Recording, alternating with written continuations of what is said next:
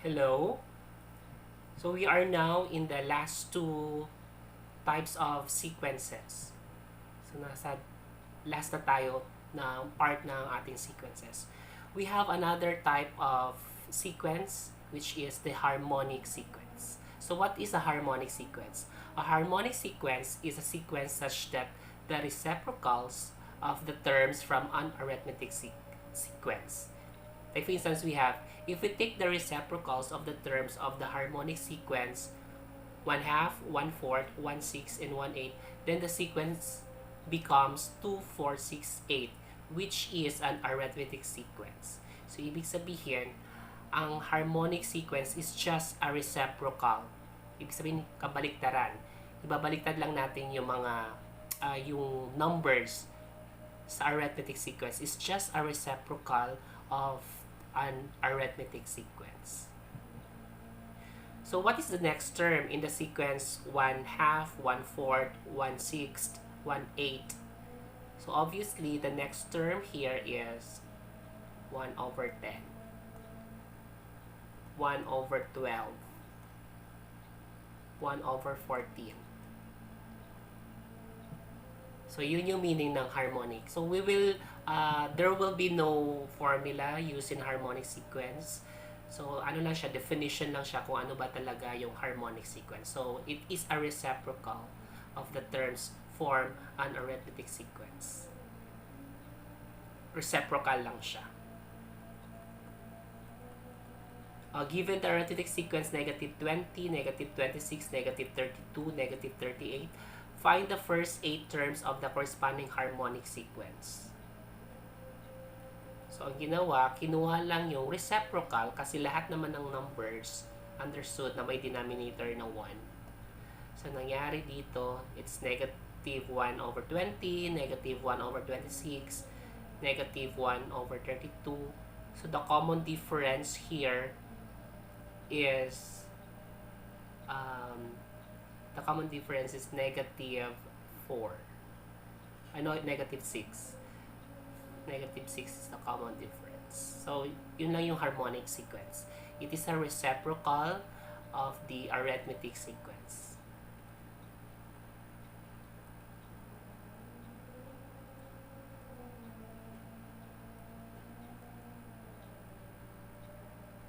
So, yan yung example.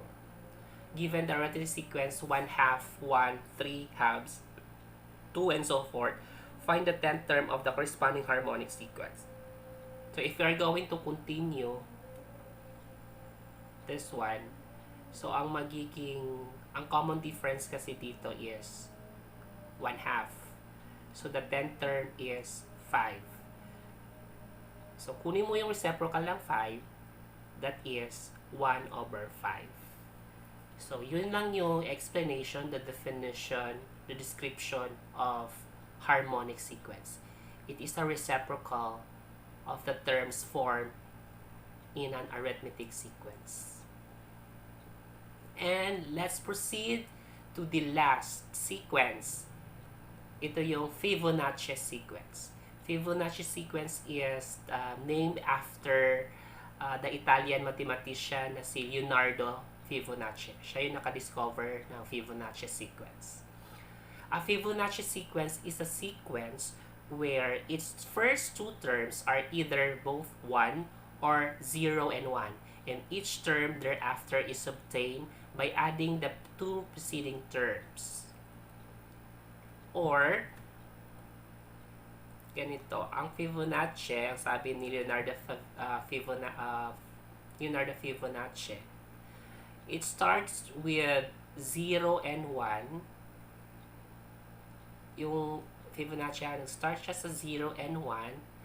Tapos, you will identify, you can determine the next term by simply adding the two preceding terms. Yung mga terms before sa term na hinahanap natin. Okay, ito. So, i-add lang natin yan siya. So, 0 plus 1, 1. Para makuha naman yung next term, i-add naman natin itong dalawa. 1 plus 1, 2. Para makuha yung next term, add naman itong dalawa. 1 plus 2, 3. 2 plus 3, 5. 3 plus 5, 8. 5 plus 8, 13. 8 plus 13, 21. 13 plus 21, 34. 21 plus 34 is 55. And 34 plus 55, that's 89. And so on. So, ganun lang kasimple yung Fibonacci. You just add the two preceding terms to identify the next term. Okay, so tapos na tayo sa mga sequences. We are done with arithmetic sequence. Review natin, arithmetic sequence, it has a common difference. Geometric sequence, it has a common ratio. Harmonic sequence, it is just the reciprocal of the terms formed in an arithmetic sequence. And we have the last one, the Fibonacci sequence. Each term is obtained by adding the two preceding terms. It starts with 0 and 1. And you add the two preceding terms to identify the next term. Okay, so tapos na tayo sa mga sequences. So we have 4 sequences sa ating Math 10 natin. May 4 na tiniscuss na sequences. And now we will have this activity. So since alam na natin yung lahat ng sequences, so state whether the given sequence is arithmetic, geometric, harmonic, or part of Fibonacci. Then give the next term of the sequence. So let's start.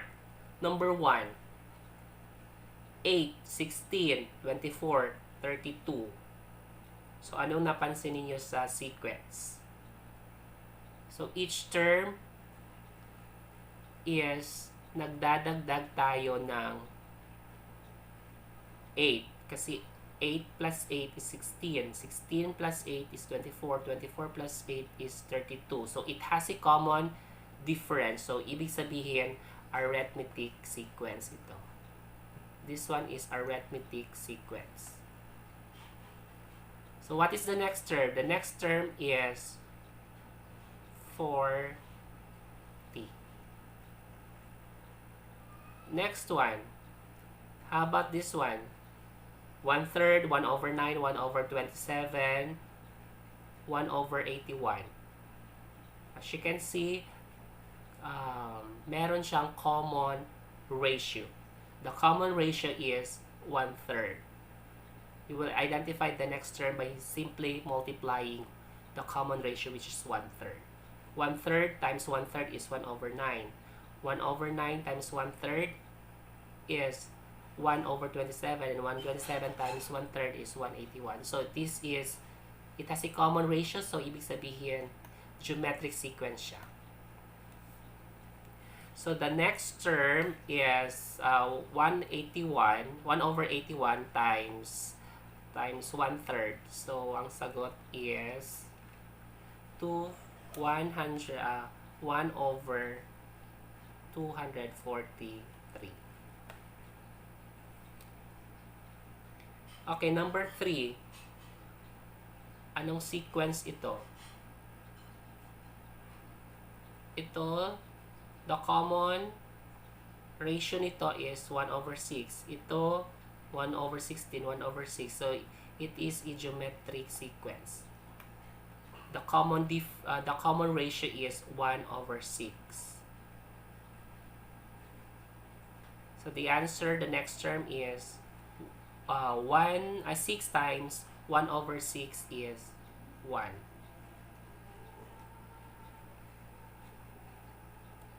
Next one, this 8, 13, 21, 34, 55. So ito siya yung kanina diniscuss natin. Madali lang. Pag ito yung makita niyo, okay, inad lang yung mga preceding terms. So it is Fibonacci sequence. So the next term is 34 plus 55, that's 89.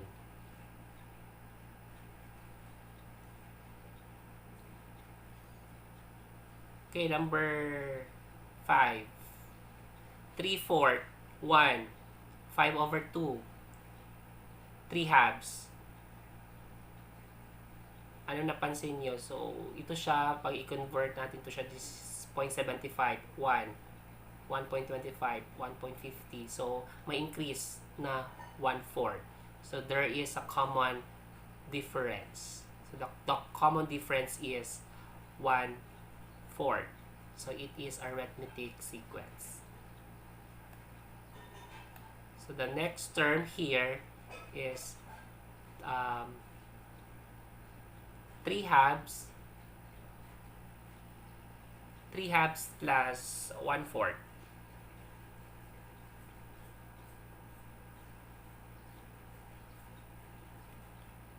So, 3 halves plus 1/4 magiging 3 halves plus 1/4 ang common difference natin, no? So, magiging common 4 divided by 2 is 2 times 3, 6. 6 plus 1 is equal to 7. 7/4. So, the next term is 7/4. Okay, next, this one. 1/24, 1/20, 1/16, 1/12. So, mapansin nyo, yung denominator natin is decreasing by 4.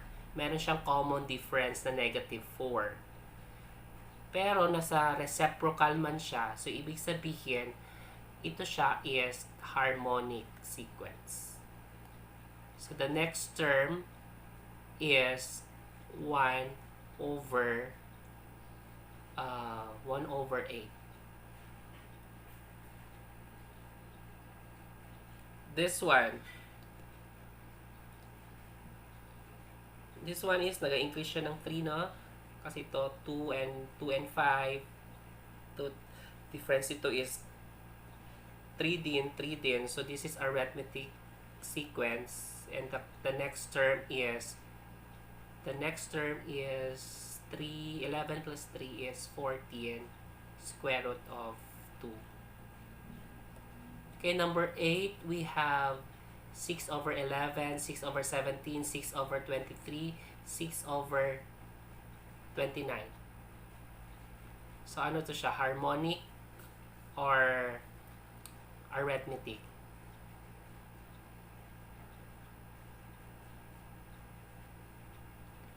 So, this one is harmonic. As you can see, pag kunin natin reciprocal, nag-increase ito siya ng 6.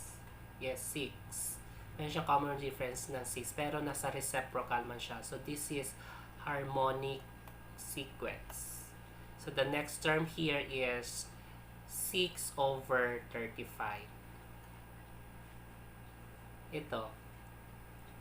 So, it has a common ratio. The common ratio here is -3. Tama? Kasi -18 divided by 6 is -3. So, magiging, ang next term natin is 162 times -3. So, the next term is, this is geometric sequence, it has a common ratio. And the next term is 486.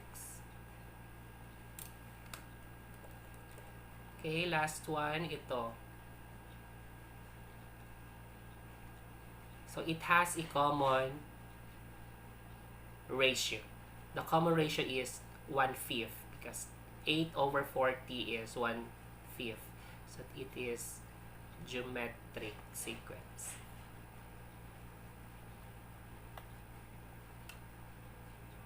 One-fifth, so multiply natin yung 1/5 dito, 8 times 1/5, that's 8/25 times 25 times 5 is 125. So, yan. Yan yung mga sagot natin. So, na-state natin kung anong klaseng sequence siya, and we identify also the next term. So, to review all our sequences, we start with arithmetic sequence, which has a common difference, followed by geometric sequence, which has a common ratio. Harmonic is the reciprocal of the terms forms an arithmetic sequence. And the last one is the Fibonacci. It starts with 0 and 1, and the next term is identified by adding the two preceding terms. So, yun na yung ating summary, yun na yung lahat ng discussion natin about sequences. So, tapos na tayo ng discussion natin sa sequences. And I hope itong lessons natin, mga video lessons natin is maalala nyo when you go to college kasi applicable ito siya, especially pag mag-take kayo ng senior high school na STEM, sa senior high school STEM, may mga topics doon na related dito sa sequences. Halimbawa yung series, meron dyan sa pre-calculus. And sa mga board exam, sa mga civil service exam, itong mga sequences, parati ito siyang lumalabas din sa mga exams. So, thank you, and tapos na po na tayo sa ating discussion about sequence. So, have a good day, everyone.